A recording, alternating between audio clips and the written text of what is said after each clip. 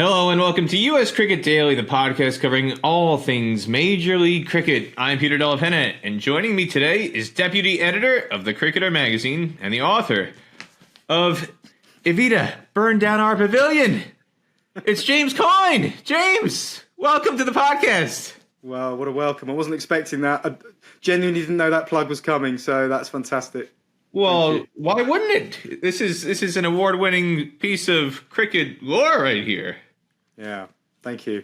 Thank you. And for people who don't have it, I highly recommend getting it, especially if you're into your associate cricket. There's some great stories about traveling through South America, and I got a chance to go to Argentina myself last year during one of the sub-regional qualifiers and got the chance to take in some of the things that you write about in the course of the book. Literally, Evita burned down their pavilion. Yeah, that's right.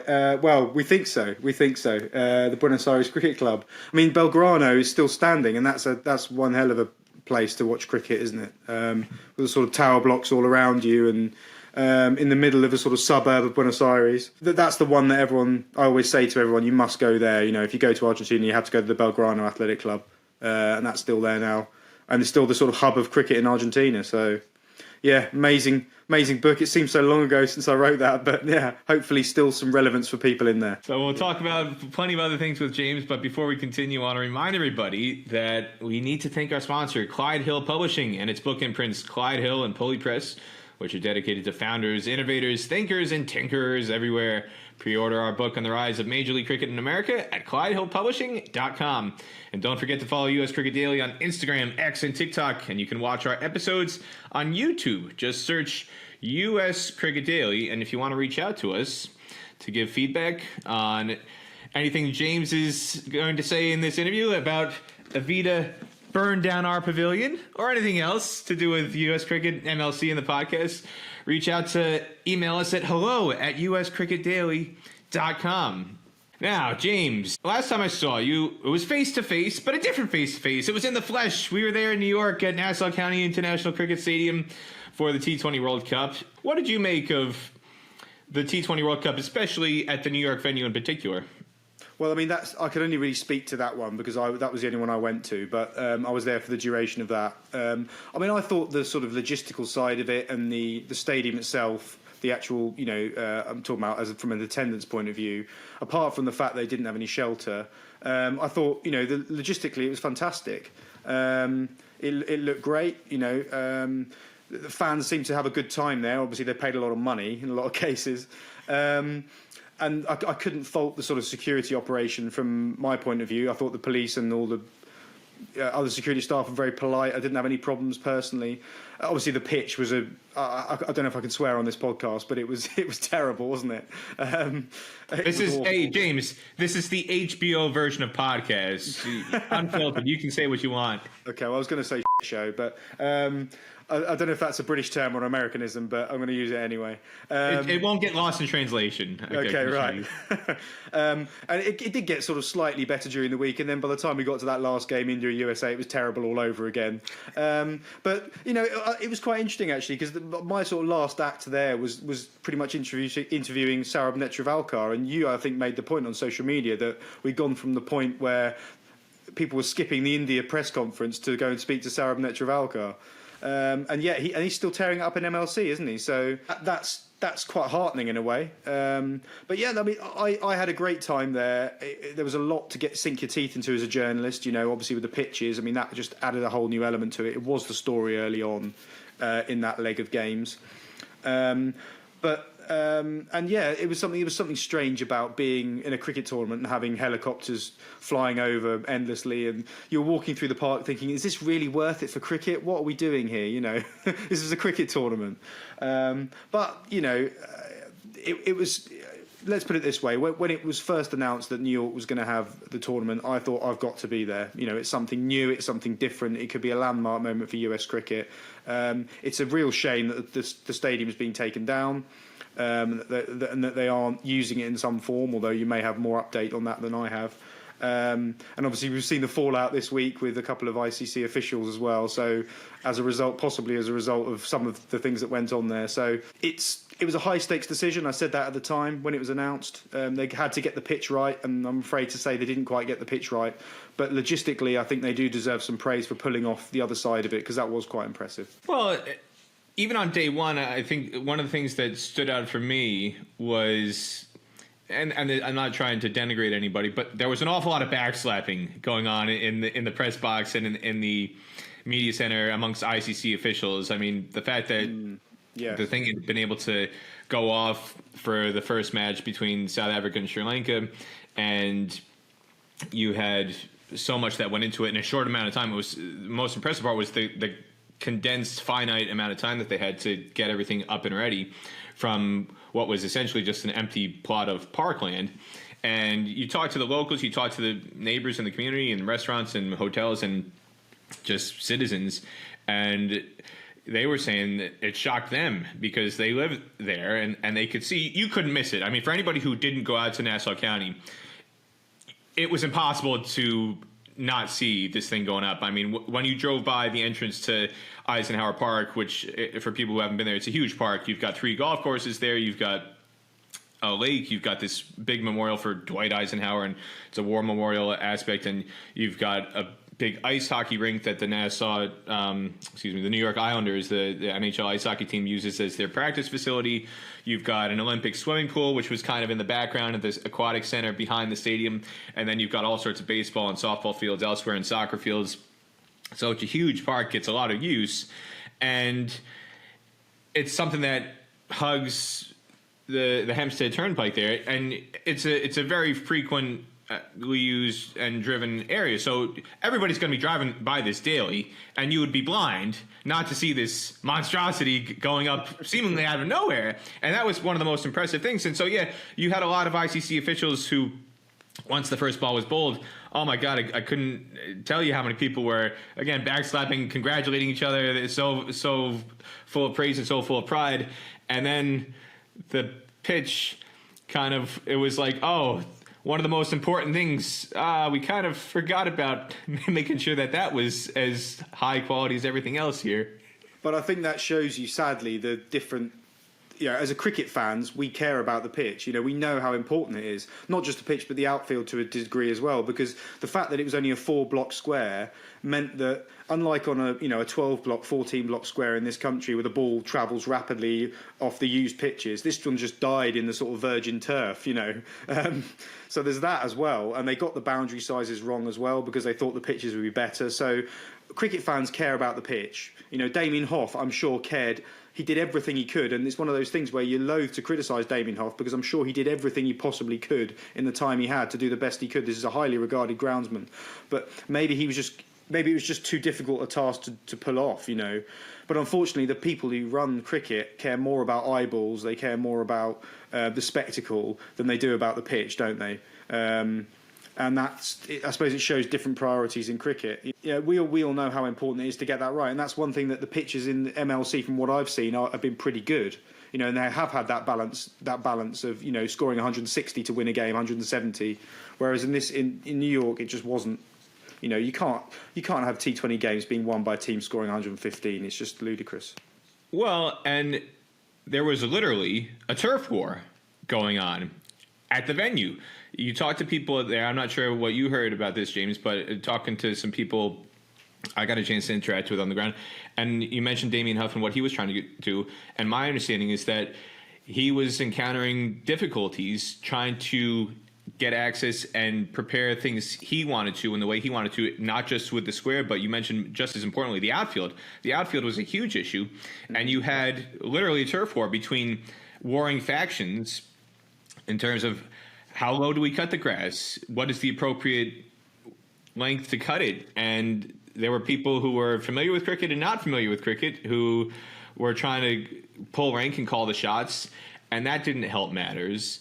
And so there was a sense of not everybody singing from the same hymn sheet, not everybody being on the same page, and behind the scenes that also contributed to some of the suboptimal things that we saw out there, James. If I may be allowed to poke fun ever so slightly, I don't want to poke fun, but it is at least the fact that the outfield was long is at least in keeping with New York tradition, because I'm told by Joseph O'Neill, the author of Neverland, that the New York Parks Department still insist on keeping the grass 3 inches long in Parks cricket. So that is at least faithful to New York tradition. And actually, I had one of my highlights of being there was meeting Joseph O'Neill, actually, who was watching the Netherlands-South Africa game. And obviously, he grew up if people aren't aware, he grew up in The Hague. And obviously went on to write this amazing book about playing cricket in New York. I mean, among other things, it's not just about that. But so, yeah, that was an interesting little subplot. And when he said that about the 3-inch rule was still in place, I thought, well, that's probably appropriate, really, based on what we've seen. Well, you say that, and I can't tell you how many fans I interacted with going around the venue who, even on the day of the USA-India game and other matches, they were saying, hey, a lot of people are complaining about this cricket, but this is American cricket. This is New York cricket, baby. This is what we're used to week in and week out, trying to hit the ball through this thick grass. And these other countries, they're complaining about it. Hey, this is our home field advantage. Now you know what it's like for us playing in America. So, hey, USA, they know what they're doing. The USA is the experienced team in these conditions. India's the one who's going to struggle. And that happened in the USA-India match. Well, yeah, and if they'd given them more than one game on that ground, then who knows what could have happened. But, yeah, I mean, and actually that was one of the although there was a sort of perverse enjoyment to those games in that you ended up getting close games, and I suppose that was one case in point where USA, if they hadn't had the stop clock penalty and the drop catch by Netravalkar, sorry to say, it would have been a lot closer. So, if they beat India, that's an absolutely seismic shock. So, yeah, it had its own charm in a way, but you can't really be playing World Cup cricket on grounds where 115 is par, can you? Not really. Well, one of the other things you said on there that I found interesting, you used the word new, that we were bringing something new to cricket or new to the World Cup. No, I want to play on this because you know as much as anybody, cricket in America is where it all started in international cricket. 1844, USA and Canada. There's 180 years of history of the game in America in terms of international cricket, and it stretches more than 100 years well before that, going back to George Washington and even long before him. And so in terms of the growth of cricket in America, whether you want to look at it in the context of 180 years of international cricket in New York, starting in 1844 and now continuing to 2024 in Nassau County, or in more recent times in the modern age of American cricket growth, what do you make of how cricket has transformed over the years in the U.S.? Ooh. Well, I suppose this is the real big. I mean, you may think this is a crude sort of generalisation, but it seems that the current sort of push is to try and maximise the growing Asian interest in the game, and in the country, which has been there for decades and decades, but this is the chance to try and turn it into something much bigger. Ooh, I mean, you're asking me to answer a question which you would be far better answering, but it's good to get an outsider's perspective. I mean, sure. Sometimes I'm maybe a bit too close to it, and sure. You want a different set of eyes. I have definitely one perspective on how things are going or how they're progressing, and I'm curious as somebody who's coming from England, who's arrived for the World Cup and got to see it firsthand, as opposed to just reading whatever propaganda I might be spreading, James. What did you make of what you saw? I think there's certain things that need solving, like, for instance, in the fairly medium term, you can't, in my opinion, you've got to have MI New York playing in New York at a stadium somewhere. I mean, where you do that is the great question. I know they're looking at various sites. Hopefully not one with the 3-inch high grass that Joseph O'Neill referenced. Well, yes, indeed. But then again, and this is the issue with major cities. Especially New York. Space is at a premium, so it's going to be incredibly hard, even for the incredibly deep pockets of the Ambani family, to find somewhere that is suitable. In New York, but so that's one example. We've got to get the major league teams playing. More of them certainly have got to be playing in their homes. Having said that, the two grounds that they're playing at, I've been in the current Major League Cricket, I've been really, really impressed. I mean, they both look fantastic. we know all about Dallas. We saw that a lot. But even Morrisville, North Carolina, looks great as well. So, if we can just expand that footprint a little bit more, get some bigger grounds there, get the teams playing in their area, that's got to make a difference. I know that all these things are based on TV and beaming it all over the world, but I think you've got to try and root these things a little bit more closely. And it's just such a shame that it doesn't seem like there's been an agreement to do something with Eisenhower Park in the long term, because that would just, I know it's 30 miles out of Manhattan or whatever, but it would just seem to be if they can sort that square out, it would seem to be such a natural place for them to be long term. Well, part of the reason why, and I'm not sure how many people are aware of this, but MLC definitely was in negotiations wanting to use the facility immediately after the World Cup, but part of the issue was, again, Eisenhower Park is a public park. The locals want to access it, and a combination of both Nassau County officials and the ICC, who footed the bill to get the stadium up and running in the first place, specifically and primarily for the World Cup. They basically told MLC, we're going to charge you $250,000 a day to keep the thing up before we take it down. And that means not just from the start of your MLC slate on the match days you want to use it. If you want to keep it up, you're going to foot the bill for every day between June 13th, which was the day after the USA-India game. The USA-India game was June 12th. So from June 13th to July 5th, if you want the thing up for MLC, you're going to have to pay the rental facility fee that Nassau County and the ICC have set, and you're going to be basically paying for 18, 19 days where you're not going to be using the thing. And that was going to total $5 million at a minimum.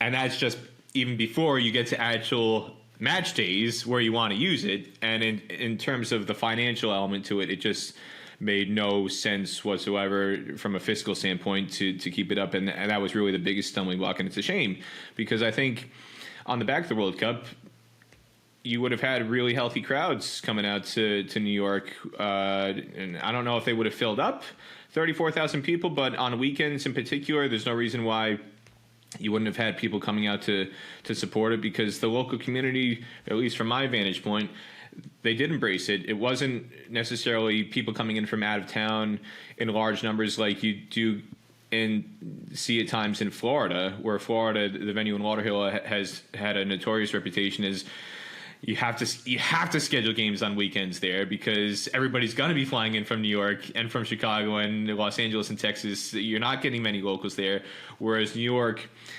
talking to people and fans on the ground, and I'm sure you encounter this too, the overwhelming majority of the people were from New York and New Jersey. They were and Connecticut, and they were commuting in and taking the LIRR. One of the great things that I observed, and by far the number one piece of feedback from any fan in New York that went to the ground and that experience, was to do with the public transportation connections. The LIRR service, the Long Island Railroad, to get it from Grand Central Station or from Penn Station in downtown Manhattan, to take it all the way to the Westbury stop. And then you get to the Westbury stop and there's a flotilla of shuttle buses to take people to the ground. It was so seamless. And yeah, there were complaints about the heat and lack of shade and some other things that probably could have been done better, but not a single person had anything bad to say about the ease of accessing the facility, especially if you were using the LIRR.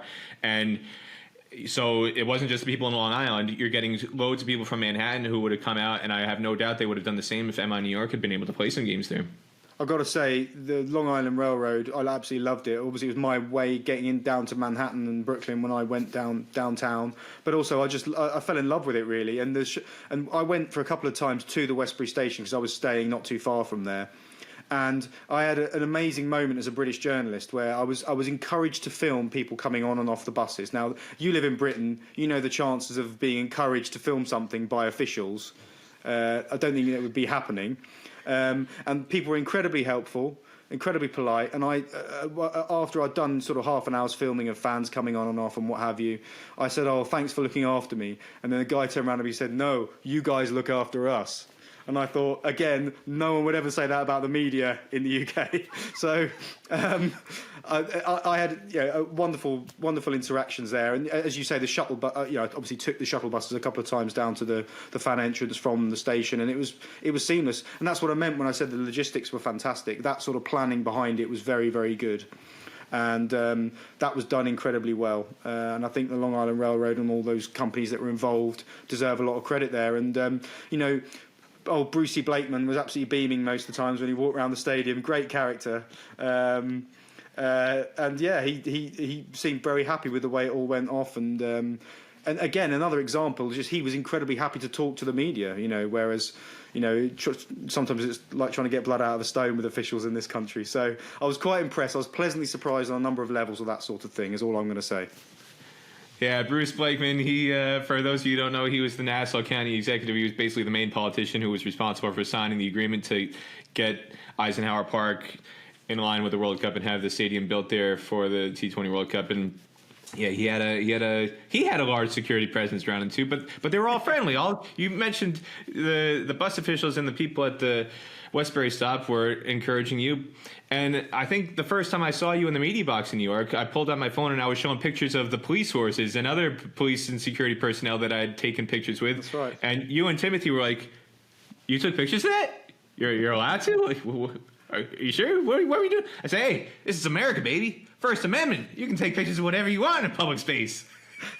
Yeah, and the cops know they're being filmed. They know they have to be careful with what they're doing and following the rules. And all the cops. And that was another thing. All the cops, all the FBI officials, the bomb sniffer dogs, and the bomb squad units. I mean, I had the most pleasant conversations with them, and I can't tell you how many other foreign journalists were like, "Wow, these police officers." Alison Mitchell was one of them. Oh, she got to pet the canine, the German Shepherd who was searching her bags, and she got to pose for a picture with the officer too, and Mel Farrell, and they're like, "Oh, these officers are so cool. We love it." You talked about trying to get more teams in hometown venues, genuine venues, instead of having most of the games be neutral site games, obviously, and Texas Super Kings are more or less the only team that have that genuine home field advantage.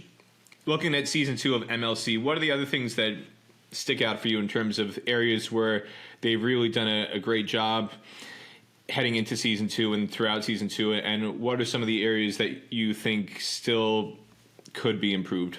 I suppose it's not going to be an original point, but I mean, just obviously the calibre of overseas players. And this is coming from someone who is obviously British and works sees a lot of the Blast and a lot of the 100. We're not going to get Heinrich Klaassen playing in the Blast, and we're probably not going to get him playing in the 100. Same with Glenn Maxwell. And so there's going to be a lot of English fans out there, county fans, England fans, looking on slightly askance as to why these blokes aren't coming and playing in English competitions.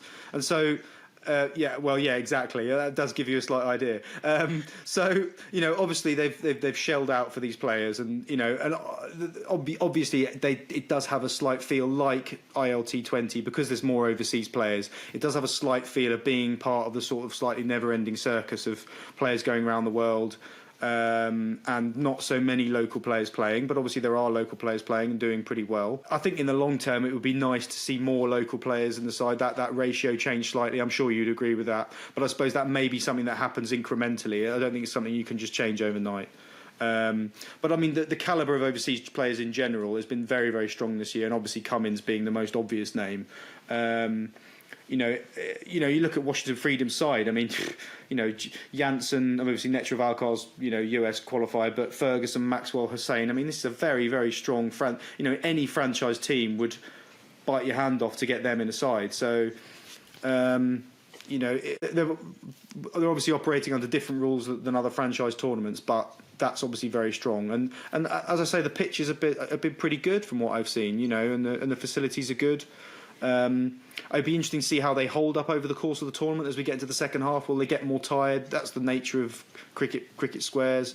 But yeah, I mean, there's going to be a lot of English fans tuning into TNT Sport, watching that tournament, thinking, scratching their heads as to why these blokes aren't signing up for the 100. Obviously, we know why. But it's just that, and that's probably going to get more and more acute as time goes on, as it moves in, as the 100, I suppose, can possibly start to claw back some of these players through private equity ownership. But the Blast will become even more unloved, I'm afraid. And as MLC moves in on that territory in June, it's an interesting dynamic. And then one other thing I'll just quickly say is that while I was while I was doing a piece in the tournament on this sort of forgotten 1989 exhibition match between India and Pakistan in Downing Stadium, Imran Khan wrote a piece in his magazine. He had a short-lived magazine, people forget this, in the late 1980s, and he was the editor of it, or nominal editor. And he wrote a piece saying it'll be really interesting to see what happens if they can get US cricket off the ground, because the only season it clashes with is the English season. So it'll be really interesting to see what happens. And as I read that article, I thought, yep, it's clashing with the English season now, and it's getting quite interesting. You've got a burgeoning clash. It's simmering maybe at this stage. It's not quite boiling over, but in season 1, MLC tried to align their schedule so that it wasn't going to clash with the 100 and the premier aspects of the English domestic slate, at least in terms of limited overs cricket, white ball cricket. And yet we saw several instances of guys who at the tail end of MLC who were supposed to be playing in the 100 suddenly pulled out and withdrew. Or you had the case of, Jason Roy. I don't want to say it was a clash, but the fact that he left part of the English season summer to come play in the 100, and he's preferred that again. You haven't seen a huge influx, but Jason Roy is obviously a big name in the English context to come over and play in the 100. And this year, there's a little bit of an overlap between MLC and what's going on in England. And I'm just curious for your thoughts on whether you think they will have cordial relationships going forward, or is there a bit of a Cold War brewing that's not quite erupted and they're going to have a full-fledged clash down the road, or do you think they will be able to peacefully coexist? I mean, I suppose the people will say that there are enough players to go around. That's the sort of line you hear, isn't it? There's enough T20 players to go around and make everyone happy. The reality is that it makes life harder for the counties mainly. Spencer Johnson, for instance, leaving Surrey to go and play in the MLC. It's interesting. I suppose as it gets bigger and bigger, it's going to become more of a challenge. But then again, if the major league schedule gets longer, does that make it more of an onerous task for the players themselves, who quite like the fact that MLC is a short season? So it depends if you're allowed to dip in like Cummins is. It doesn't make any difference, does it? Because you could just come in for a few games and you're done. So at the moment, there's no signs that I've heard that there is sort of open discord. But I suppose it's just the ECB are becoming more and more, and the counties are becoming more and more sort of sanguine about the world around and players going off and playing. But the reality is that they probably wouldn't have brought. I'm not sure they'd have brought private equity in so soon had it not been for the MLC becoming such an obvious fixture and becoming something that's taken off and that's going to stay. It would have happened at some point, sure, but because they want to monetize their product. But I think it's hastened it along. Is the knowledge that so many of the top Australian, and that's the other thing is that England, the more interesting relationship I think is between England and Australia, which is forget the Ashes rivalry. It's actually a very close relationship at board level. The players might not dislike each other, but might go at each other. But the boards are very, very friendly, and we no longer basically see Australians playing the top Australians playing for counties or the 100 teams now on the men's side, and that's a change, because now why wouldn't you go and play in MLC if you're Australian, if you've got a finite period? And the Kiwis, increasingly the Kiwis as well. Now the counties love Kiwi players. They're the most low maintenance, friendliest people you could meet.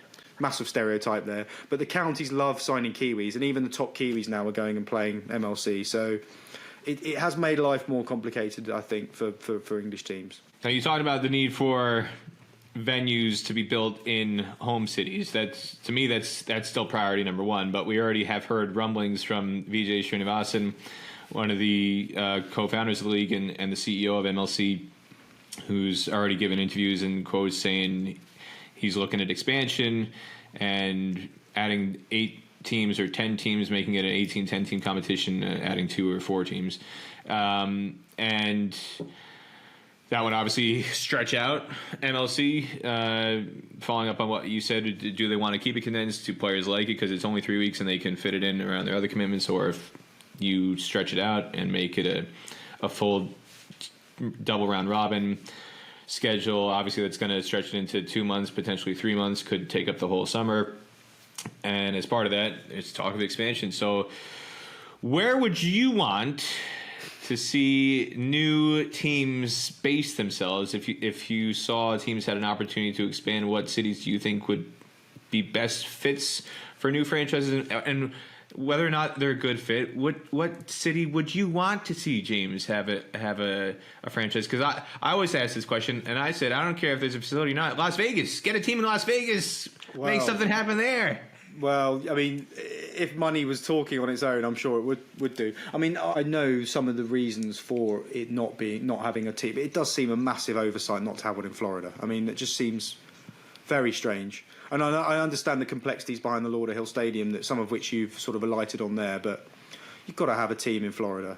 But then it doesn't seem like they're going to for the next expansion. I mean, I did an interview with Srinivasan for the Cricketer, and he suggested, I think it was Atlanta and Chicago, wasn't it, the two teams that he suggested? I'm sure I'm not the only person he said that to. I'm not that naive. Well, and part of that is because they were two of the original cities that were first mooted. I mean, that was when the original 6 locations were being discussed. Atlanta and Chicago were part of that, and the teams that wound up being Atlanta and Chicago essentially are Washington, D.C. and Seattle. They were the ones who got the bids, which was a little bit of a surprise. And if we're going to see venues pop up there at some point eventually, if there's more stronger foothold. But originally Atlanta and Chicago, because, again, Chicago is the 3rd biggest city in the U.S. and Atlanta is a huge growing metro area as well. And, so those are two. Are there any others? Well, I mean, as I say, Miami, to me, I mean, obviously it'd be based in Fort Lauderdale, wouldn't it? But I just, to me, it does seem slightly short-sighted to be overlooking quite a big cricket-playing demographic in Florida. That seems, and I know it's a slightly different demographic. It's heavily West Indian and so on, but that does seem an oversight to me and a mistake, I think. And I think that I think in the fullness of time that would be judged a mistake if they didn't go down that route. Where else? You mentioned Vegas.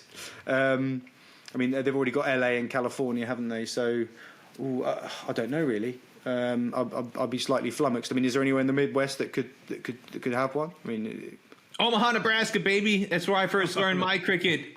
Creighton University, the land of Warren Buffett. Come on, Warren, invest in an MLC team. They're waiting for you.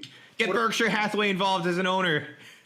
What about, I mean, isn't ICC based in Colorado, aren't they? So Colorado Springs. That's where the Olympic US OPC, the US Olympic and Paralympic Committee is. That would seem a logical one in terms of administration, but I don't know if that's got enough of a demographic to sustain one. I know there's quite a lot of serious cricket in Colorado, isn't there? But I mean, to me, Florida's crying out to me. But then that's me I'm thinking from a purely cricketing perspective, less a commercial one, I suppose. Well, they've got the stadium. I mean, the biggest obstacle is venues, infrastructure. And to your point, why would you not have a team based there? The counterpoint to that, from my perspective, is we saw what happened in the World Cup. If you're playing MLC in the summer, it's hurricane season. 3 of the 4 World Cup matches got washed out there. So that's always going to be a challenge from June to November. And that has been something that is a significant setback and holds things back from having more matches there. Fair point. I suppose the only other thing is that whether you go down the route of which some other American sports is and you expand into Canada. I mean, I know obviously they have their own league, but there's talk of a stadium being built in Brampton, isn't there, in Toronto, and whether they make that overture towards Toronto, because we know that is a huge cricket playing demographic, and the number of people, especially to watch Sri Lanka and also the other subcontinental teams that came to the New York Stadium from Toronto. That's a glaringly obvious one if they did want to make that route across the Now, looking at England, we had the first Test match just finish up inside of 3 days at Lord's. James Anderson signed off on his career. They just announced the squad for the next Test match. Mark Wood has come into the squad. We saw Gus Atkinson have 12 wickets on his debut, 7 and 5 for his haul in that match. Looking long term, whether it's the Ashes coming up in a year and a half or so, or even deeper than that, who do you see as the long-term solution to take James Anderson's spot in the England setup? Well, interesting. I've just been at Trent Bridge actually today because I'm covering that Test match this week, so it was the will they, won't they name the team today. hokey cokey. They tend to do it very early, England, these days. It's 2 days out from the Test match and they've already named the team. And they haven't picked Potts or Pennington. I mean, Potts looked very impressive in India for playing for England Lions over the winter. He'd been dropped from the England team last summer. I think he played against Ireland and then was dropped. But he was fantastic playing for England Lions in that series. And I think he's going to be, and he scored a first-class 100 this year as well, so I think he's going to be a top player going forward in Test cricket. He seems a bowler more suited to Test cricket as well than the shorter formats. So he strikes me as one that they'll look at. He's definitely quick enough, whereas some of the other bowlers in county cricket, your Jamie Porter, Sam Cooke. I mean, Sam Cooke's a very, very good bowler at Essex. And I think he's been in and around squads, but the question mark is whether he's quite quick enough. Whereas Potts, to me, is. Pennington's the other one who's obviously in the squad at the moment, who's tall. He could obviously get a lot of bounce, and he could have played at his home ground and they chose not to play him, which is interesting. But he seems to have a lot of the physical attributes to be a top fast bowler. But it's going to be it's not going to be easy, I don't think, to fill that role. You're taking out, more than 1,000 Test wickets in Broad and Anderson, and it's going to take time, I think, for someone to really settle in. There will be days when it goes badly for England, I think. And obviously, this summer is quite a soft landing, although West Indies can surprise us when they're back to against the wall. But I think Potts going forward is going to be a very, very handy player, and it's a shame in a way they haven't played him in this game, because I'd like to have seen what he'd done with a new ball and with a bit more responsibility. Just one more question on England and USA to link it back up again. We saw obviously what happened in the T20 World Cup match between the two sides. There's still a sizable gulf between the two. What do you think needs to happen for USA to close that gap so they're not going to get throttled by Joss Butler the next time they meet up against each other? Yeah, well, I mean, and actually, look, I was impressed by the US seamers, so I don't think it's so much that. I'm trying to think now, that game. I mean, obviously Jones came off in earlier games, didn't he? Obviously, the US have got spinners coming out of their ears, and they've got good spinners. I guess it's just it's the little things when you're not blazing it to all parts. How can you maximise? How can you maximise just knocking the ball about? Just those periods when you're not absolutely making hay. How can you keep the scoreboard ticking over? I think we saw yesterday. I mean, he's probably not quite the player he was, but Corey Anderson struggling yesterday, and he did get a few runs against England, didn't he? But there was a few dot balls left out there, and that's probably an example yesterday, at least, and that's an example where USA could probably be a little bit stronger at times, but. I think overall it's hard to pick too much fault with USA's performance in the World Cup, Peter. I mean, I know you're trying to be as constructive as you can, but it was fantastic. Their performances were absolutely brilliant. They pushed India all the way. Beating Pakistan. It's fun. It was brilliant, and replacing Netravalkar is going to be an interesting one. How they do that, because at some point he will move on. Hopefully, he's got a few more years left. But he's not going to be there forever, so they're going to have to find somebody.